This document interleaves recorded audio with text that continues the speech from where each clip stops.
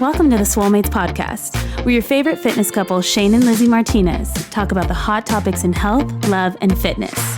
Shane and Lizzie own a gym in El Paso, Texas. They're personal trainers and bodybuilders, bringing you the latest info and their opinions on all things health and fitness. All right, we are back with the Swolemates podcast, and we are new and improved and more professional than ever because we are out here at Axess Multimedia. Yes, All right, Axess Multimedia is one of our sponsors. We want to thank them for having us here. If you've ever had a dream of having your own podcast and you don't know where to start, this is the perfect place. Axess Multimedia takes care of everything for you. You could even have cameras all over you right here. We're doing it live. Put it on YouTube. You got the microphones, the really professional headphones. You should hear the sound. The sound is super professional. Yes. We even got background music now. I know. Shout out to Ever over here on the soundboards, killing it. And Selena over here directing, helping out. Got a whole team now. It's not just us in our little office with our own little microphone. We pay them with protein shakes. Getting buff. Yes. Yeah.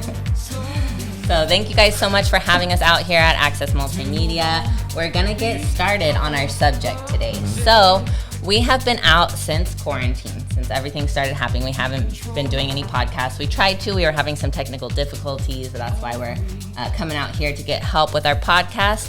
But, so what's been happening since quarantine?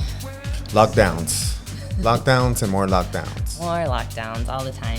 So, COVID has been a big problem in our society all around the world nowadays. And we're kind of getting to the end of the year. It started at the beginning of the year. We're getting towards the end of the year, and there's spikes here and there. We're having a big spike in El Paso right now.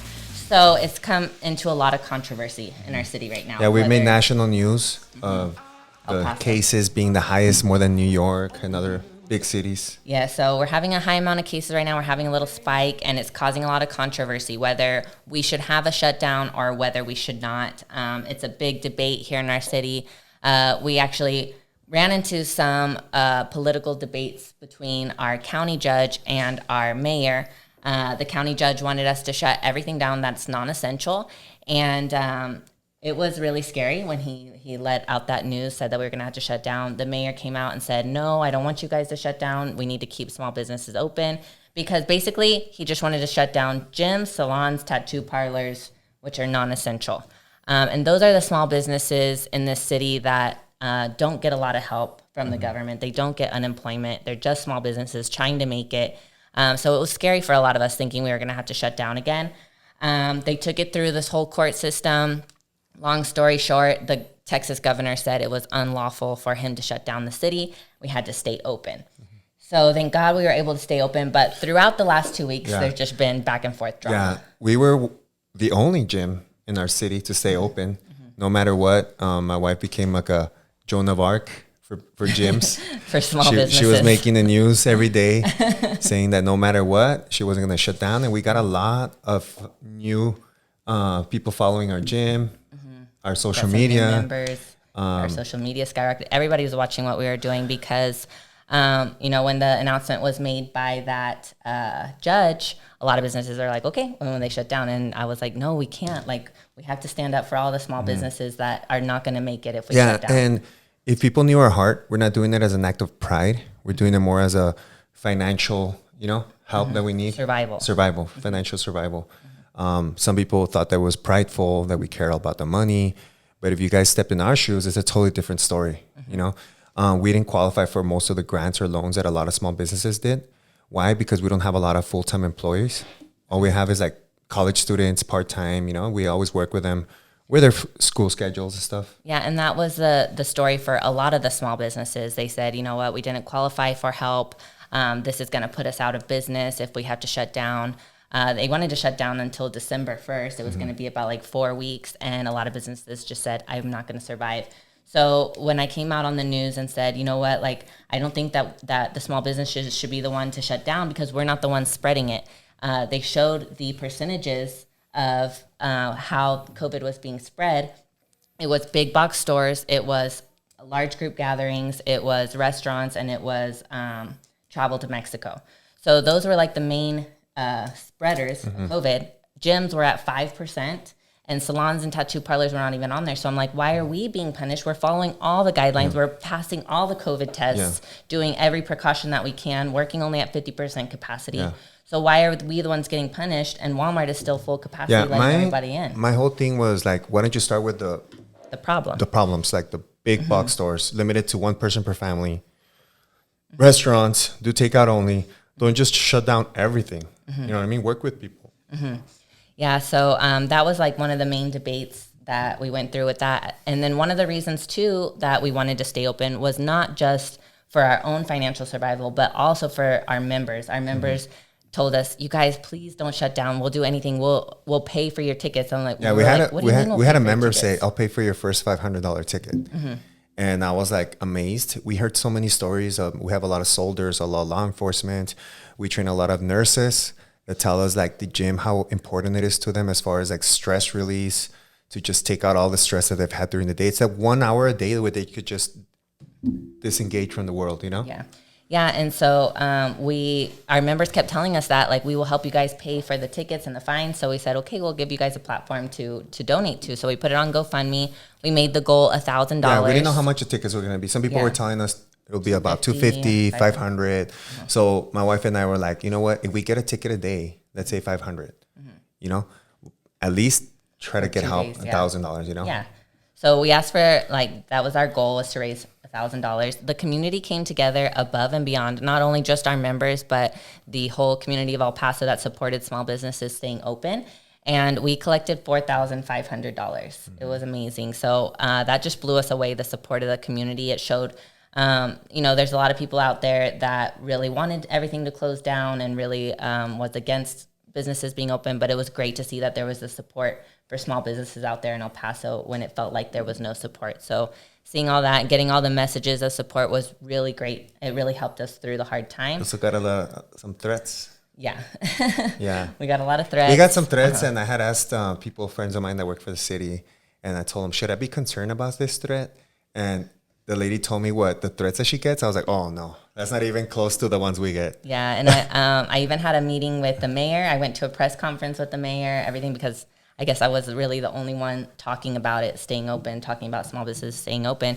And even I told the mayor, I've been getting some threats, some hate mail. And he was like, welcome to my world. I'm like, I don't know how you do it. He's such a nice guy. He's such a nice guy. So back to what I was saying about our members paying the fines and everything. We did get fined. We did have the police come in quite a few times. Within a 2-day period, we had them come in like 4 times. 2 of them were warnings. 2 of them were tickets. One of them, I did get a ticket. Again, a 3rd day, I got a ticket. And then actually the cop came back like an hour later after I got the ticket, and I said, hey, what's up? And he was like, my sergeant called me, and he said that you guys are being targeted, and it's not fair. So I'm just going to give you a warning. Yeah, we had people calling the cops on us. You know, like the cop would come in and be like, you know what, I have to come because somebody called, you know? And I love our El Paso police. They were very sympathetic with our business. You know, they were very respectful. Yeah. Yes. Cheers to the police. Thank you guys so much for doing the duties that you have to do. We know it's not always fun doing all that. You know which story I heard that was so sad? One of the cops was telling me that they had to go in and close down Village Inn, right? And they were talking to them, and then they were saying, you have to find everybody that's in there, right? So he says, I was there in the morning and I saw all these old people, you know, people that don't make breakfast for themselves anymore. You know, it's like, I'm not going to give tickets to all these old people. Yeah. He's like, eating breakfast. He's like, I'm out. The cop was like, I'm out. I'm not doing this. Yeah. So it was, a big debate between the cops, between authorities, and it was really a crisis. Yeah, the cop was like, it's those older people that can't cook for themselves anymore, that make it like a routine to come to Village Inn, you know? Yeah, and I'm sure this is, happening in every big city. Every big city has been going through spikes in cases and having to, should they shut down, should they not? But even in the meeting that I was talking with the mayor, he says there is no scientific proof that a shutdown stops the virus. If anything, once you come back outside, it spikes up again. So he said the best thing that we can do is just stick to protocol, stick to the 50% capacity, stick to the wearing the mask as much as possible and keep doing that, because they said there's no scientific proof that a shutdown. So what advice would you give to somebody, a gym that got shut down and can't open? For example, I just heard the news yesterday that New Mexico shut down. Yeah, New Mexico shut down for Completely. 3 weeks. Yeah. So what we did the first time during the 3-month quarantine, we reached out to our members and we told them, hey, you guys, if you want to cancel your membership, we totally understand. We know a lot of people are out of work. We know it's a hard time, so just let us know if you want us to cancel. But if you would like to continue paying your membership just to support the gym, we would greatly appreciate it. And so for the most part, our members were really cool like that. So in New Mexico, any other states that are shutting down, I recommend you reach out to your members, tell them the situation, and see if also they'll continue to pay also their think membership. outside the box. Like for example, with us, every day we had an AM workout and a PM workout, and we would take turns, hosted by different trainers, and people were just taking advantage of it. Yeah, we did it on Facebook Live and Instagram Live. So we had that available for the members. You know, they could do dips on the couch. We were doing. We were getting super creative with it. Getting really creative. And then as far as the personal training, we were doing Zoom with our clients. Just having 4 or 5 people in a class at a time. I was working 8 hours a day on Zoom. And that took off. That took off amazing. One of my friends was telling me, I had somebody message me, and they told me, well, people can work out at home. Why are you guys trying to stay open? And I'm like, dude, I did the whole Zoom thing at home. I did it for 3 months with my clients. The first month, everybody was motivated. Yes, we're not going to lose this. And these are people that are hardcore, that don't miss with their workouts. After the second month, I saw their motivation go down so much. Yeah. Like dramatically. Like from a 8, yeah. Like they went from an 8 to like a 3. Yeah. I remember that I had people that just cancel on me all the time. There's only so long that you can They were canceling on me, and I was like, how can you cancel if you're at home? Yeah, no, they were just getting tired of working out at home. It's hard to stay motivated, but you know, we would try to motivate our clients as much as we could. And then we just started to see how essential gyms are. Once we were opening back up, people were telling us, you know what, I have alcohol addiction. Yes. This is my replacement for alcohol addiction. I have epilepsy. This helps me stop the seizures. I have what was some other issues that people PTSD. Yeah, PTSD. A lot of the soldiers had PTSD. Yeah, you'd be surprised, because I work out for stress, for fun, you know, but you'd be surprised how many people get the gym needing it. They need it for you know, their own personal struggles. We even did it on our Instagram. If you go to the Sun City Athletic Club Instagram and you look at the highlights, we did a why should we keep Sun City open? Tell us your testimony. And it was an overflow of testimonies, why they needed it for their mental health, for all these different issues. We had a lady even crying at the gym. Yeah, Sandy. Like once we first thought that we were going to have to shut down, we were like, hey, we might have to shut down again. She started crying. She's like, I'm going to go into depression, stuff like that. So, I mean, that's when I really started to see this last few weeks that gyms are essential. And in the long run, like, who's to say what is essential and what is not essential? That's the whole issue of it, is why can Bed Bath & Beyond be essential because they sell wipes? Yeah, everybody found a loophole. I was talking to the police officer, and I was like, how can Ross stay open? How come these people can stay open? And he was like, because you know what? Because they started selling wipes and diapers, hand sanitizer. Hand sanitizer. So that makes them essential. Yeah. So I was even starting to think like we should start selling it. Yeah, I think I'm going to start selling wipes. So we had the idea. We had the idea of having that, like having a corner where we have all these stuff for single moms that need help. We were going to start like a nonprofit thing to sell diapers and wipes, you know, might as well, and that makes you essential. Yeah. But like what I'm saying is who's to say what essential? Like even Nancy Pelosi went to go get her hair done when everything was shut down. That was essential for her and for her job and everything like that. That's for her confidence. So I mean, who's to say what's essential and what's not? It's a big debate, but I don't think that we should categorize who's going to win in life and who's going to, like, the big box stores are going to win and continue to make money while all the small businesses are wrecked, because that's what, especially the El Paso community, we have tons of small businesses that need support, that need. Yeah, you were talking about the facts. It was so sad. We had they were talking to a local restaurant, how they went from 900 employees to 100. Yeah, I mean, and they said unemployment or bankruptcy is up by 58% or something like that. In El Paso. Yeah, in El Paso. And so the statistics are alarming. It's really sad. You know, there was a guy that had an event center. He had 2 event centers. He had to close one of them because his rent was $8,000. And he's not having any events. He would normally have like 200-something events a year, and he's down to like 30. Yeah. And so, I mean, businesses are hurting. There's not enough help. We just have to, I think we just have to stay open and follow all the protocol. I think that's what's going to work. And, I don't think that the bars and parties and stuff should be going on. People should be more sensitive to that with the parties. Yeah. So what's the final thought? Gyms are essential. Yes, gyms are essential. I'm not saying just gyms are essential. I think that it really depends on who you are, what is essential. So I don't think anything should be non-essential, should be categorized that way, because everybody needs help. Everybody needs work. I mean, one of my girls was reaching out to me that everything's closed in New Mexico and that she's a daycare worker and they don't get any help. Like, they're nothing. So she's out for 3 weeks, still has to pay her bills. There's no, if there could be support, like, you're not going to have to pay your bills. Okay, yeah, we could stay home. But no, you still have to pay the bills. So how are we going to stay home? Yeah. And I think that what else? What else can I say? How long have we been going on, Ever? We're like 60 minutes. 60? Positive message.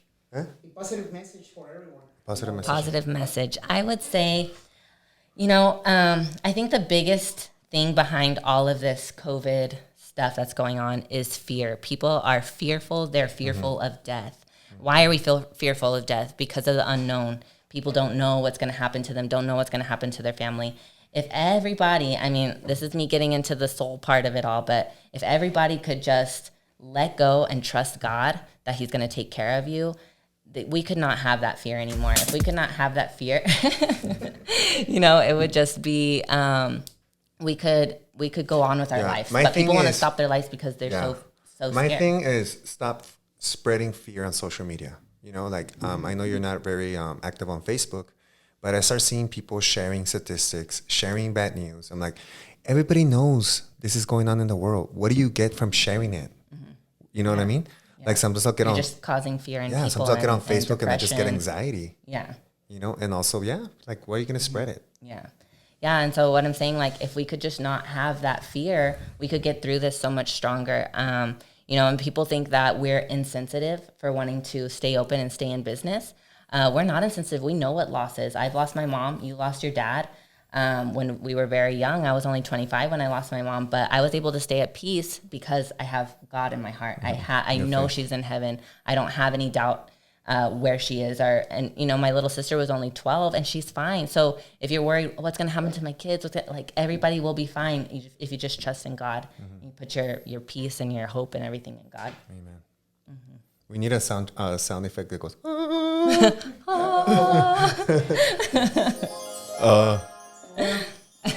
That's more magic. Yeah.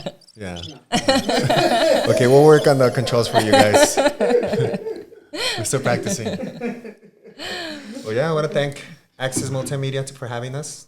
Yes, thank you guys so much for having us. It's super professional, and we love it. And we're going to be trying to come out once a week to start going into the health and fitness topics again and get the Swolemates podcast back up and running. Thank you, guys. Thank you. And remember to live fit. Thank you for listening to the Swolemates podcast. Please subscribe and visit us for more at swolematespodcast.com.